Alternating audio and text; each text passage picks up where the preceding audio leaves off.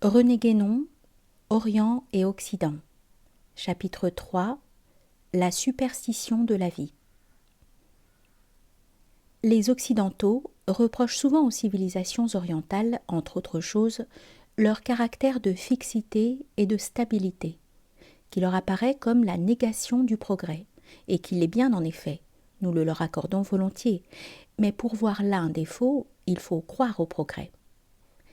Pour nous, ce caractère indique que ces civilisations participent de l'immutabilité des principes sur lesquels elles s'appuient, et c'est là un des aspects essentiels de l'idée de tradition.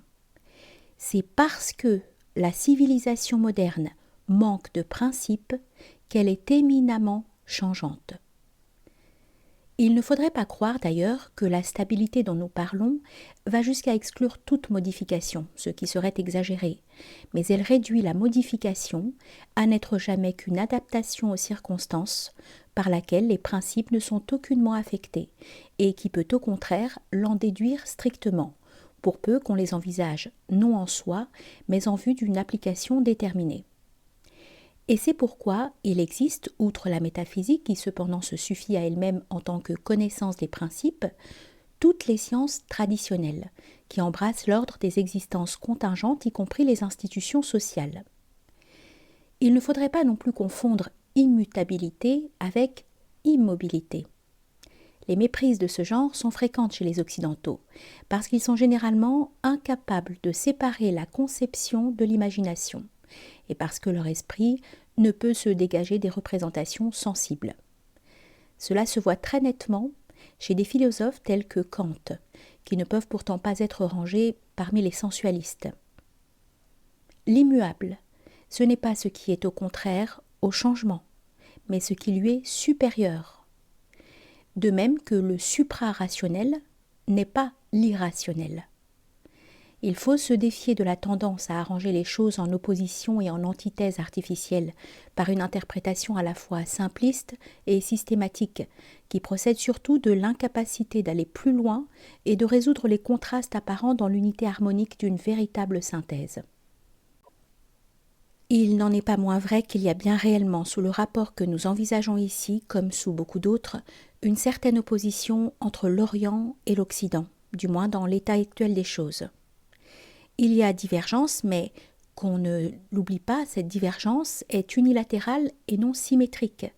Elle est comme celle d'un rameau qui se sépare du tronc. C'est la civilisation occidentale seule qui, en marchant dans le sens qu'elle a suivi au cours des derniers siècles, s'est éloignée des civilisations orientales au point que, entre celle-là et celle-ci, il semble n'y avoir pour ainsi dire plus aucun élément commun, aucun terme de comparaison, aucun terrain d'entente et de conciliation.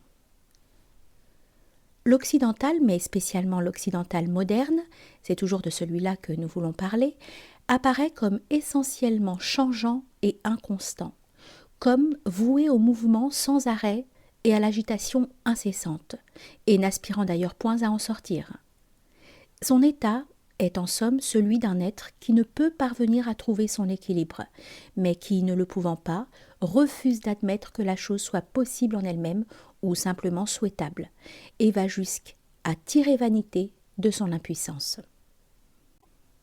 Ce changement où il est enfermé et dans lequel il se complaît, dont il n'exige point qu'il le mène à un but quelconque, parce qu'il en est arrivé à l'aimer pour lui-même, c'est là au fond ce qu'il appelle progrès, comme s'il suffisait de marcher dans n'importe quelle direction pour avancer sûrement. Mais avancer vers quoi? Il ne songe même pas à se le demander. Et la dispersion dans la multiplicité qui est l'inévitable conséquence de ce changement sans principe et sans but, et même sa seule conséquence, dont la réalité ne puisse être contestée, il l'appelle enrichissement. Encore un mot qui, par le grossier matérialisme de l'image qu'il évoque, est tout à fait typique et représentatif de la mentalité moderne. Le besoin d'activité extérieure porté à un tel degré, le goût de l'effort pour l'effort, indépendamment des résultats qu'on peut en obtenir, cela n'est point naturel à l'homme, du moins à l'homme normal, suivant l'idée qu'on s'en était faite partout et toujours. Mais cela est devenu en quelque façon naturel à l'occidental, peut-être par un effet de cette habitude qu'Aristote dit être comme une seconde nature, mais surtout par l'atrophie des facultés supérieures de l'être, nécessairement corrélative du développement intensif des éléments inférieurs. Celui qui n'a aucun moyen de se soustraire à l'agitation peut seul s'y satisfaire, de la même manière que celui dont l'intelligence est bornée à l'activité rationnelle trouve celle-ci admirable et sublime. Pour être pleinement à l'aise dans une sphère fermée, quelle qu'elle soit, il ne faut pas concevoir qu'il puisse y avoir quelque chose au-delà. Les aspirations de l'occidental, seules entre tous les hommes, nous ne parlons pas des sauvages, sur lesquels il est d'ailleurs bien difficile de savoir au juste à quoi s'en tenir, sont d'ordinaire strictement limitées au monde sensible et à ses dépendances, parmi lesquelles nous comprenons tout l'ordre sentimental et une bonne partie de l'ordre rationnel. Assurément, il y a de louables exceptions, mais nous ne pouvons envisager ici que la mentalité générale et commune, celle qui est vraiment caractéristique du lieu et de l'époque. Il faut encore noter, dans l'ordre intellectuel même, ou plutôt dans ce qui en subsiste, un phénomène étrange qui n'est qu'un cas particulier de l'état d'esprit que nous venons de décrire. C'est la passion de la recherche prise pour une fin en elle-même, sans aucun souci de la voir aboutir à une solution quelconque. Tandis que les autres hommes cherchent pour trouver et pour savoir, l'occidental de nos jours cherche pour chercher. La parole évangélique, querit et evenietis, est pour lui lettre morte, dans toute la force de cette expression, puisqu'il appelle précisément mort tout ce qui constitue un aboutissement définitif, comme il nomme vie ce qui n'est qu'agitation stérile. Le goût maladif de la recherche, véritable inquiétude mentale, sans terme et sans issue, se manifeste tout particulièrement dans la philosophie moderne, dont la plus grande partie ne représente qu'une série de problèmes tout artificiels qui n'existent que parce qu'ils sont mal posés, qui ne naissent et ne subsistent que par des équivoques soigneusement entretenus. Problèmes insolubles à la vérité, étant donné la façon dont on les formule, mais qu'on ne tient point à résoudre, et dont toute la raison d'être consiste à alimenter indéfiniment des controverses et des discussions qui ne conduisent à rien, qui ne doivent conduire à rien.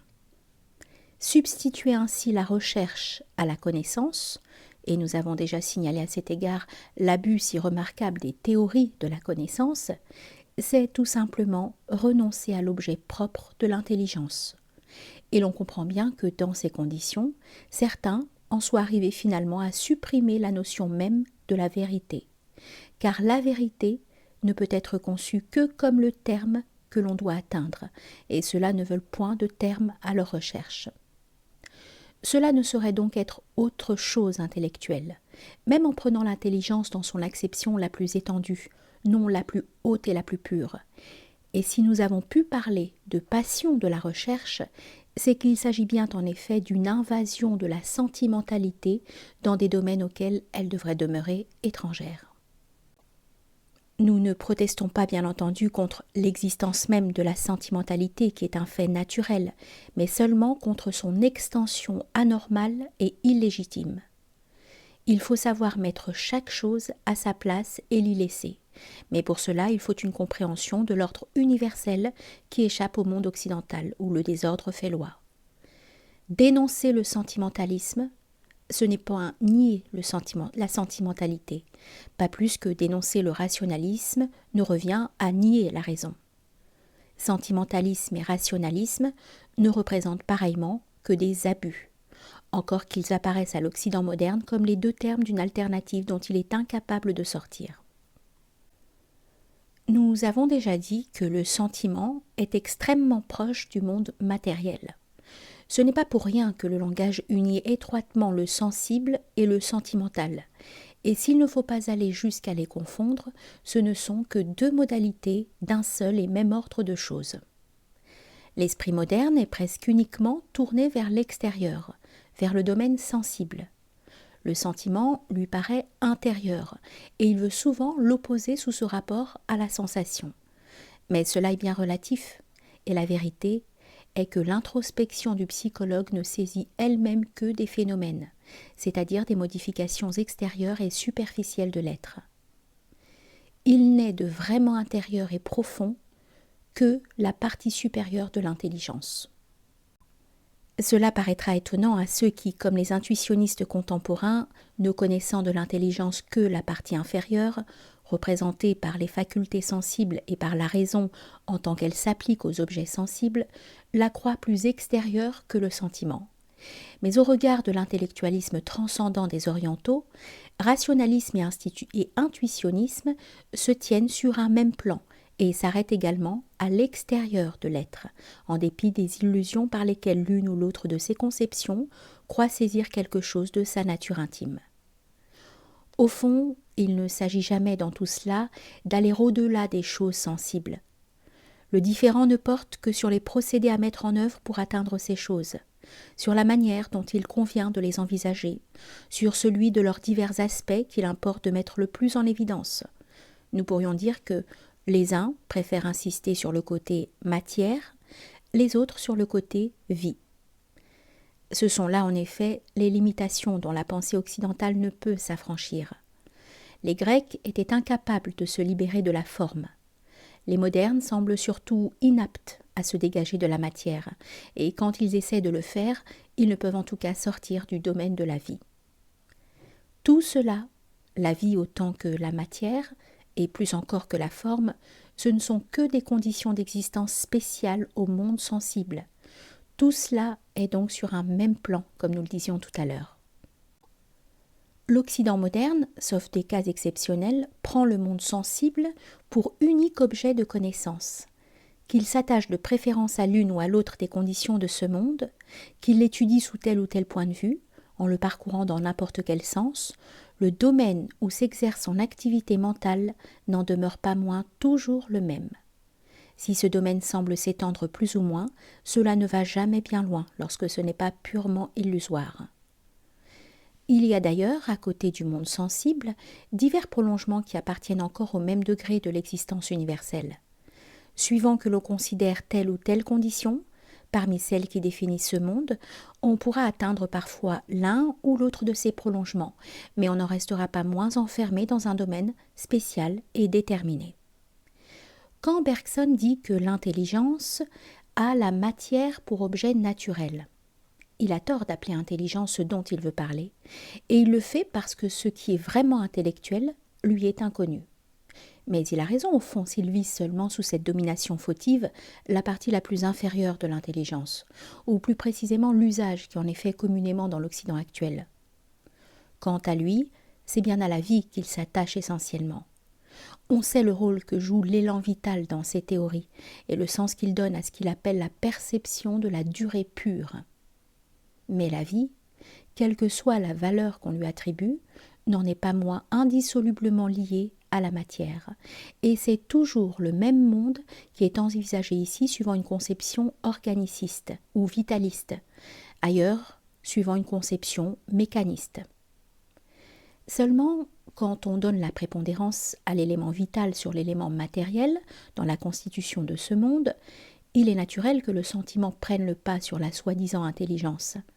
Les intuitionnistes avec leur torsion d'esprit, les pragmatismes avec leurs expériences intérieures, font tout simplement appel aux puissances obscures de l'instinct et du sentiment, qu'ils prennent pour le fond même de l'être, et quand ils vont jusqu'au bout de leur pensée, ou plutôt de leur tendance, ils en arrivent, comme William James, à proclamer finalement la suprématie du subconscient par la plus incroyable subversion de l'ordre naturel que l'histoire des idées ait jamais eu à enregistrer.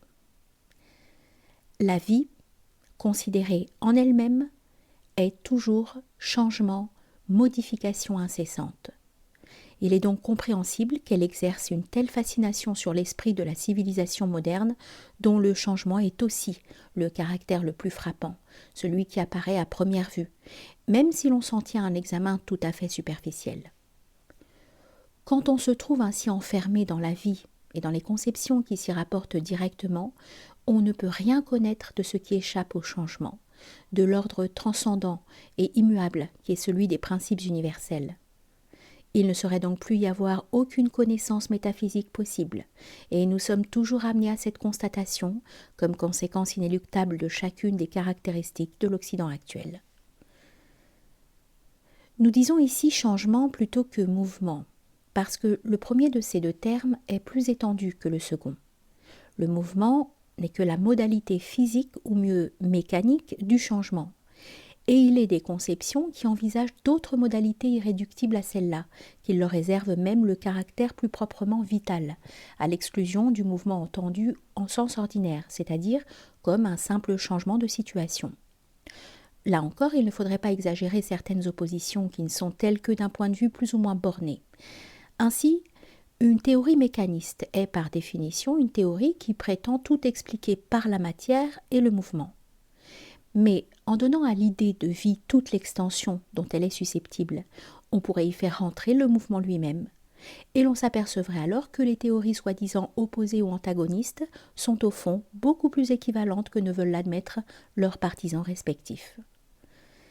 Il n'y a guère de part et d'autre qu'un peu plus ou un peu moins d'étroitesse de vue. Quoi qu'il en soit, une conception qui se présente comme une philosophie de la vie est nécessairement par là même une philosophie du devenir. Nous voulons dire qu'elle est enfermée dans le devenir et n'en peut sortir. Devenir et changement étant synonymes. Ce qui l'amène à placer toute réalité dans ce devenir, à nier qu'il y ait quoi que ce soit au dehors ou au-delà, puisque l'esprit systématique est ainsi fait qu'il s'imagine inclure dans ses formules la totalité de l'univers. C'est encore là une négation formelle de la métaphysique. Tel est notamment l'évolutionnisme, sous toutes ses formes, depuis les conceptions les plus mécanistes, y compris le grossier transformisme, jusqu'à des théories du genre de celle de Bergson. Rien d'autre que le devenir ne saurait y trouver place, et encore n'en envisage-t-on à vrai dire qu'une portion plus ou moins restreinte. L'évolution, ce n'est en somme que le changement, plus une illusion portant sur le sens et la qualité de ce changement. Évolution et progrès sont une seule et même chose, aux complications près, mais on préfère souvent aujourd'hui le premier de ces deux mots parce qu'on lui trouve une allure plus scientifique. L'évolutionnisme est comme un produit de ces deux grandes superstitions modernes, celle de la science et celle de la vie. Et ce qui fait son succès, c'est précisément que le rationalisme et le sentimentalisme y trouvent l'un et l'autre leur satisfaction. Les proportions variables dans lesquelles se combinent ces deux tendances sont pour beaucoup dans la diversité des formes que revêt cette théorie. Les évolutionnistes mettent le changement partout, et jusqu'en Dieu même lorsqu'ils l'admettent. C'est ainsi que Bergson se représente Dieu comme un centre d'où les mondes jailliraient et qui n'est pas une chose, mais une continuité de jaillissement. Et il ajoute expressément « Dieu ainsi défini n'a rien de tout fait. Il est vie incessante, action, liberté. » Ce sont donc bien ces idées de vie et d'action qui constituent chez nos contemporains une véritable hantise et qui se transportent ici dans un domaine qui voudrait être spéculatif. En fait, c'est la suppression de la spéculation au profit de l'action qui envahit et absorbe tout. Cette conception d'un Dieu en devenir, qui n'est qu'immanent et non transcendant, celle aussi qui revient au même d'une vérité qui se fait, qui n'est qu'une sorte de limite idéale, sans rien d'actuellement réalisé, ne sont points exceptionnels dans la pensée moderne. Les pragmatistes, qui ont adopté l'idée d'un Dieu limité pour des motifs surtout moralistes, n'en sont pas les premiers inventeurs, car ce qui est censé évoluer doit être forcément conçu comme limité. Le pragmatisme, par sa dénomination même, se pose avant tout en philosophie de l'action. Son postulat plus ou moins avoué, c'est que l'homme n'a que des besoins d'ordre pratique, besoins à la fois matériels et sentimentaux. C'est donc l'abolition de l'intellectualité. Mais s'il en est ainsi, pourquoi vouloir encore faire des théories ? Cela se comprend assez mal, et comme le scepticisme, dont il ne diffère qu'à l'égard de l'action, le pragmatisme, s'il voulait être conséquent avec lui-même, devrait se borner à une simple attitude mentale, qu'il ne peut même chercher à justifier logiquement sans se donner un démenti. Mais il est sans doute bien difficile de se maintenir strictement dans une telle réserve. L'homme, si déchu qu'il soit intellectuellement, ne peut s'empêcher tout au moins de raisonner, ne serait-ce que pour nier la raison. Les pragmatiques, d'ailleurs, ne la nient pas comme les sceptiques, mais ils veulent la réduire à un usage purement pratique. Venant après ceux qui ont voulu réduire toute l'intelligence à la raison, mais sans refuser à celle-ci un usage théorique, c'est un degré de plus dans l'abaissement. Il est même un point sur lequel la négation des pragmatistes va plus loin que celle des purs sceptiques. Ceux-ci ne contestent pas que la vérité existe en dehors de nous, mais seulement que nous puissions l'atteindre. Les pragmatistes, à l'imitation de quelques sophistes grecs, qui du moins ne se prenaient probablement pas au sérieux, vont jusqu'à supprimer la vérité même. Vie et action sont étroitement solidaires. Le domaine de l'une est aussi celui de l'autre, et c'est dans ce domaine limité que se tient toute la civilisation occidentale, aujourd'hui plus que jamais. Nous avons dit ailleurs comment les orientaux envisagent la limitation de l'action et de ses conséquences, comment ils opposent sous ce rapport la connaissance à l'action. La théorie extrême-orientale du non-agir, la théorie hindoue de la délivrance, ce sont là des choses inaccessibles à la mentalité occidentale ordinaire, pour laquelle il est inconcevable que l'on puisse songer à se libérer de l'action, et encore bien plus qu'on puisse effectivement y parvenir. Encore l'action n'est-elle communément envisagée que sous ses formes les plus extérieures, celles qui correspondent proprement au mouvement physique. De là, ce besoin croissant de vitesse, cette trépidation fébrile qui sont si particuliers à la vie contemporaine. Agir pour le plaisir d'agir. Cela ne peut s'appeler qu'agitation, car il y a dans l'action même certains degrés à observer et certaines distinctions à faire. Rien ne serait plus facile que de montrer combien cela est incompatible avec tout ce qui est réflexion et concentration, donc avec les moyens essentiels de toute véritable connaissance. C'est vraiment le triomphe de la dispersion dans l'extériorisation la plus complète qui puisse se concevoir. C'est la ruine définitive du reste d'intellectualité qui pouvait subsister encore si rien ne vient réagir à temps contre ces funestes tendances. Heureusement, l'excès du mal peut amener une réaction, et les dangers même physiques qui sont inhérents à un développement aussi anormal peuvent finir par inspirer une crainte salutaire. Du reste, par là même que le domaine de l'action ne comporte que des possibilités fort restreintes, quelles que soient les apparences, il n'est pas possible que ce développement se poursuive indéfiniment, et par la force des choses, un changement de direction s'imposera tôt ou tard. Mais pour le moment, nous n'en sommes pas à envisager les possibilités d'un avenir peut-être lointain. Ce que nous considérons, c'est l'état actuel de l'Occident. Et tout ce que nous en voyons confirme bien que progrès matériel et décadence intellectuelle se tiennent et s'accompagnent. Nous ne voulons pas décider lequel des deux est la cause ou l'effet de l'autre, d'autant plus qu'il s'agit en somme d'un ensemble complexe où les relations des divers éléments sont parfois réciproques et alternatives. Sans chercher à remonter aux origines du monde moderne et à la façon dont sa mentalité propre a pu se constituer, ce qui serait nécessaire pour résoudre entièrement la question, nous pouvons dire ceci. Il a fallu déjà une dépréciation et un amoindrissement de l'intellectualité pour que le progrès matériel arrive à prendre une importance assez grande pour franchir certaines limites. Mais une fois ce mouvement commencé, la préoccupation du progrès matériel absorbant peu à peu toutes les facultés de l'homme, l'intellectualité va encore en s'affaiblissant graduellement jusqu'au point où nous la voyons aujourd'hui, et peut-être plus encore, quoique cela paraisse assurément difficile. Par contre, l'expansion de la sentimentalité n'est nullement incompatible avec le progrès matériel, parce que ce sont là au fond des choses qui sont presque du même ordre. On nous excusera d'y revenir si souvent, car cela est indispensable pour comprendre ce qui se passe autour de nous. Cette expansion de la sentimentalité, se produisant corrélativement à la régression de l'intellectualité, sera d'autant plus excessive et plus désordonnée qu'elle ne rencontrera rien qui puisse la contenir ou la diriger efficacement, car ce rôle ne saurait être joué par le scientisme, qui, nous l'avons vu, est loin d'être lui-même indemne de la contagion sentimentale, et qui n'a plus qu'une fausse apparence d'intellectualité.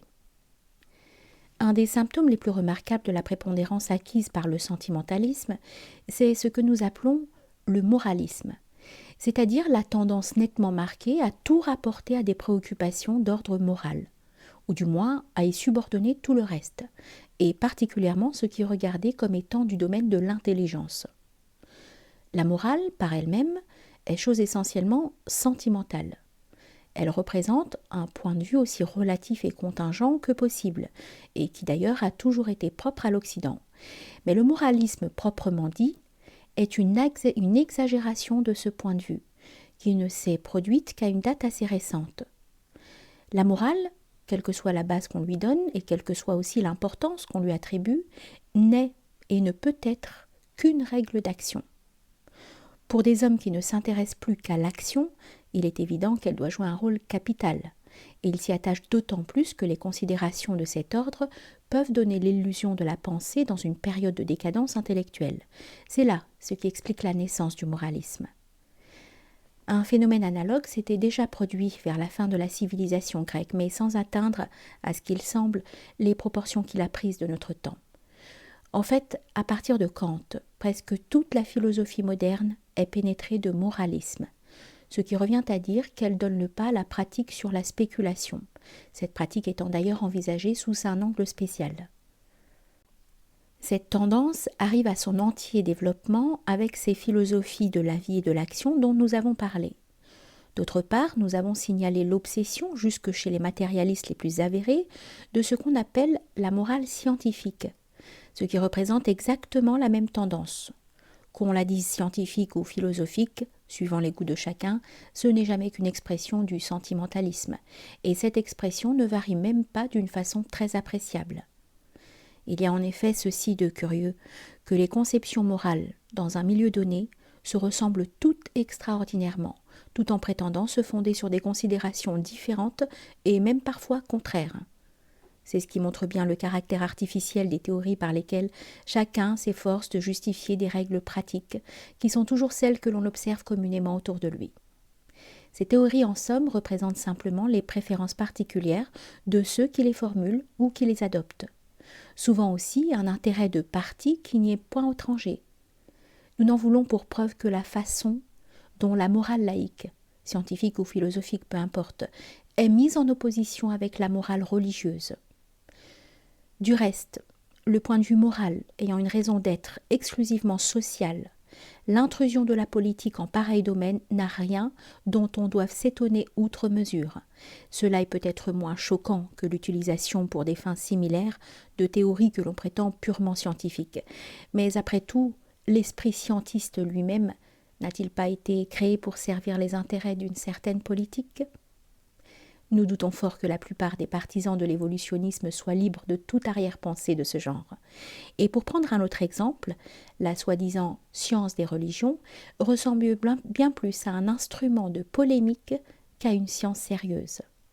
Ce sont là de ces cas auxquels nous avons fait allusion plus haut et où le rationalisme est surtout un masque du sentimentalisme.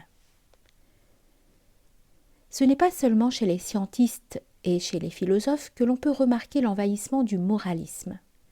Il faut noter aussi à cet égard la dégénérescence de l'idée religieuse, telle qu'on la constate dans les innombrables sectes issues du protestantisme. Ce sont là les seules formes religieuses qui soient spécifiquement modernes, et elles se caractérisent par une réduction progressive de l'élément doctrinal au profit de l'élément moral ou sentimental. Ce phénomène est un cas particulier de l'amoindrissement général de l'intellectualité, et ce n'est pas par une coïncidence fortuite que l'époque de la Réforme est la même que celle de la Renaissance, c'est-à-dire précisément le début de la période moderne.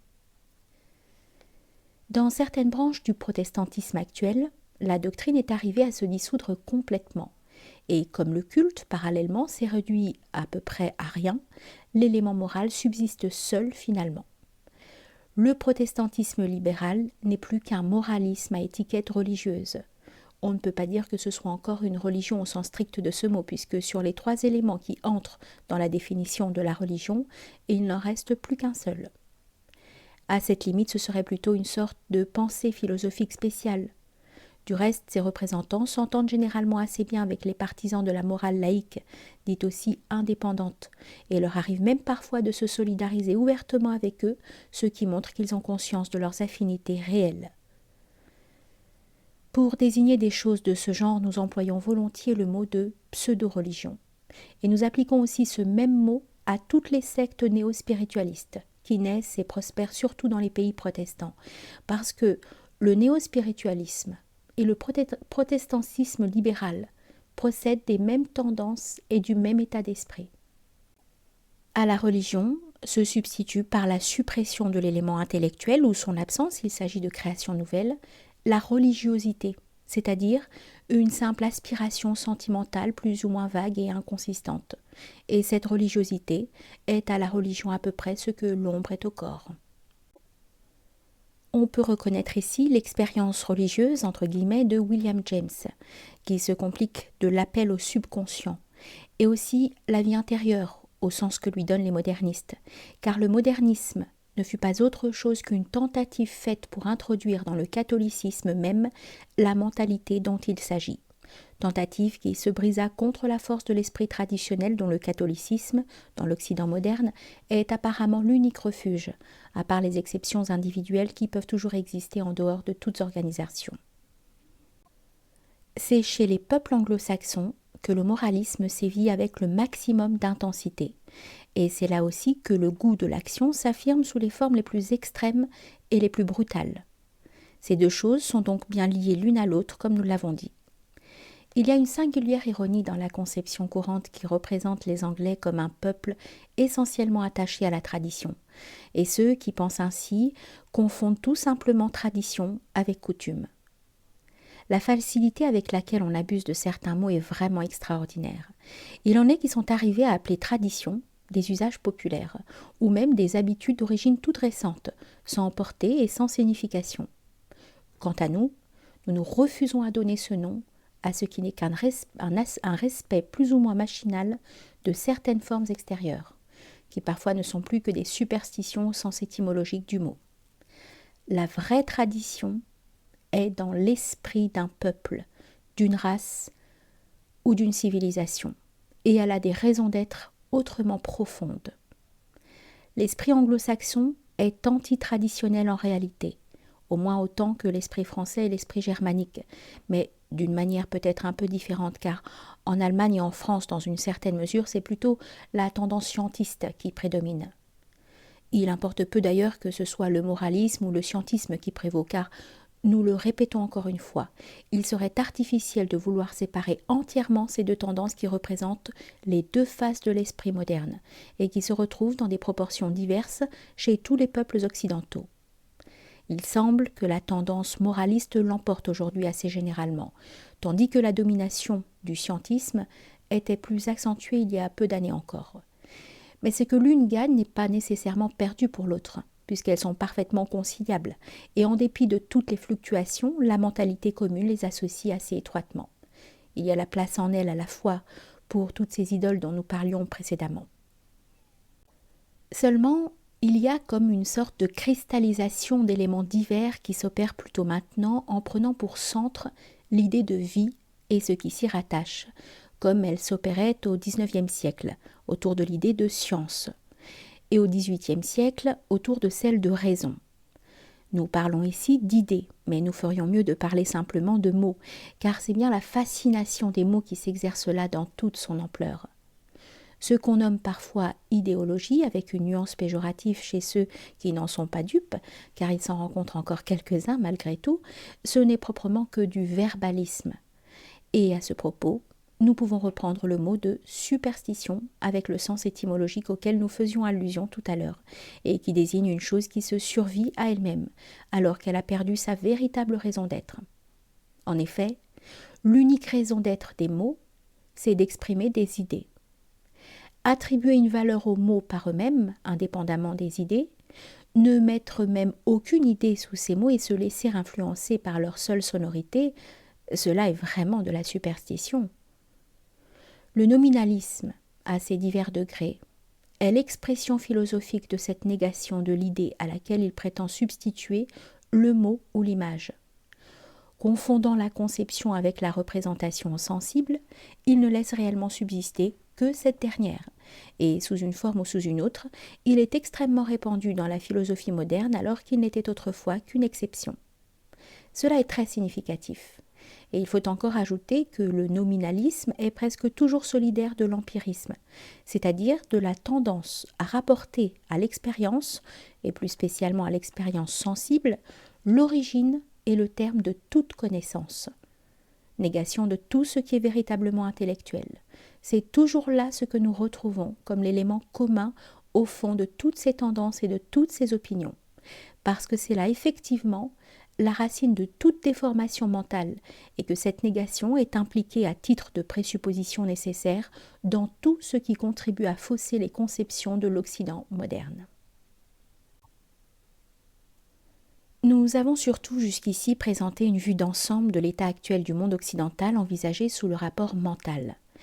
C'est par là qu'il faut commencer, car c'est de là que dépend tout le reste, et il ne peut y avoir de changement important et durable qui ne porte d'abord sur la mentalité générale. Ceux qui soutiennent le contraire sont encore les victimes d'une illusion très moderne. Ne voyant que les manifestations extérieures, ils prennent les effets pour les causes, et ils croient volontiers que ce qu'ils ne voient pas n'existe pas. Ce qu'on appelle matérialisme historique, ou la tendance à tout ramener aux faits économiques, est un remarquable exemple de cette illusion. L'état des choses est devenu tel que les faits de cet ordre ont effectivement acquis dans l'histoire contemporaine une importance qu'ils n'avaient jamais eue dans le passé. Mais pourtant, leur rôle n'est pas et ne pourra jamais être exclusif. Du reste, qu'on ne s'y trompe pas. Les dirigeants, connus ou inconnus, savent bien que pour agir efficacement, il leur faut avant tout créer et entretenir des courants d'idées ou de pseudo-idées, et ils ne s'en font pas faute. Alors même que ces courants sont purement négatifs, ils n'en sont pas moins de nature mentale, et c'est dans l'esprit des hommes que doit d'abord germer ce qui se réalisera ensuite à l'extérieur. Même pour abolir l'intellectualité, il faut en premier lieu persuader les esprits de son inexistence et tourner leur activité dans une autre direction.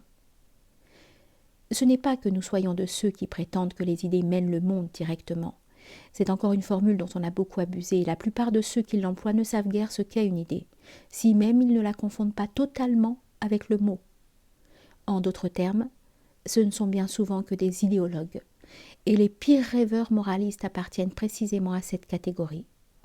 Au nom des chimères qu'ils appellent droit et justice, et qui n'ont rien à voir avec les idées vraies, ils ont exercé dans les événements récents une influence trop néfaste, et dont les conséquences se font trop lourdement sentir pour qu'il soit nécessaire d'insister sur ce que nous voulons dire. Mais il n'y a pas que des naïfs en pareil cas.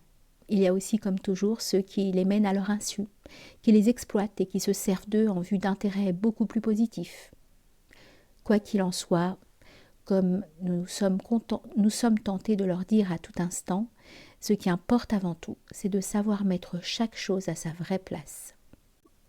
L'idée pure n'a aucun rapport immédiat avec le domaine de l'action, et elle ne peut avoir sur l'extérieur l'influence directe qu'exerce le sentiment. Mais l'idée n'en est pas moins le principe, ce par quoi tout doit commencer, sous peine d'être dépourvu de toute base solide. Le sentiment, s'il n'est guidé et contrôlé par l'idée, n'engendre qu'erreur, désordre et obscurité. Il ne s'agit pas d'abolir le sentiment, mais de le maintenir dans ses bornes légitimes, et de même pour toutes les autres contingences. La restauration d'une véritable intellectualité, ne fût-ce que dans une élite restreinte, au moins au début, nous apparaît comme le seul moyen de mettre fin à la confusion mentale qui règne en Occident. Ce n'est que par là que peuvent être dissipées tant de vaines illusions qui encombrent l'esprit de nos contemporains, tant de superstitions autrement ridicules et dénuées de fondement que toutes celles dont se moquent à tort et à travers les gens qui veulent passer pour éclairer. Et ce n'est que par là aussi que l'on pourra trouver un terrain d'entente avec les peuples orientaux. En effet, tout ce que nous avons dit représente fidèlement non seulement notre propre pensée, qui n'importe guère en elle-même, mais aussi ce qui est bien plus digne de considération, le jugement que l'Orient porte sur l'Occident, lorsqu'il consent à s'en occuper autrement que pour opposer à son action envahissante cette résistance toute passive que l'Occident ne peut comprendre. Parce qu'elle suppose une puissance intérieure, dont il n'a pas l'équivalent, et contre laquelle nulle force brutale ne saurait prévaloir. Cette puissance est au-delà de la vie. Elle est supérieure à l'action et à tout ce qui passe. Elle est étrangère au temps et est comme une participation de l'immutabilité suprême. Si l'oriental peut subir patiemment la domination matérielle de l'Occident, c'est parce qu'il sait la relativité des choses transitoires, et c'est parce qu'il porte au plus profond de son être la conscience de l'éternité.